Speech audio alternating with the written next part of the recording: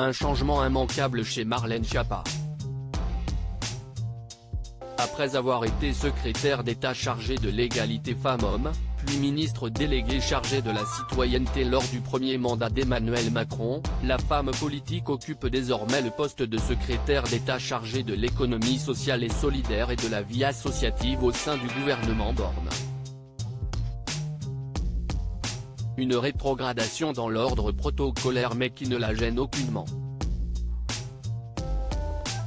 Dans un article de nos confrères du Monde publié ce jeudi 22 décembre, celle qui a récemment fêté ses 40 ans a reconnu avoir cru que son temps au gouvernement était révolu après la réélection d'Emmanuel Macron, se préparant même à quitter la vie politique.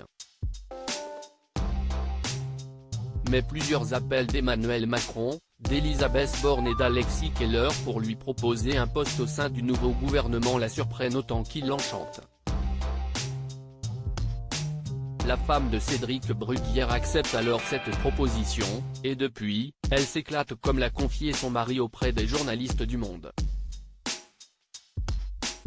L'ex-secrétaire d'État qui était très proche d'une autre ministre admet être moins dans la lumière médiatique et politique, mais se satisfait de rester populaire au sein de la société.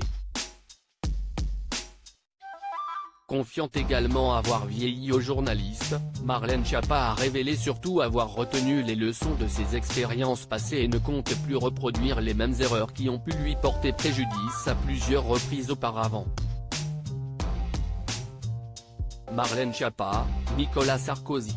Ces politiques qui ont renoué avec leur ex. Marlène Schiappa, les secrets de son retour au gouvernement. Comme évoqué précédemment, le retour de Marlène Schiappa au gouvernement était totalement inattendu, pour elle comme pour ses proches.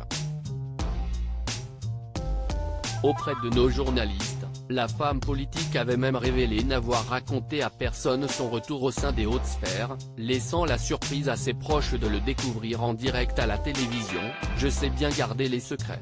Je dévoile ce que je veux et quand je le veux.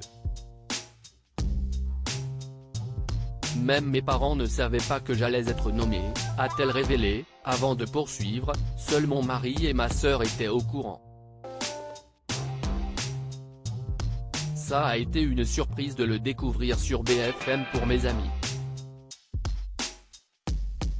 Une surprise qui permet à celle qui soutient Emmanuel Macron depuis ses débuts de s'épanouir pleinement dans sa fonction aujourd'hui. Crédit photo, Jonathan Rebo à Panoramique.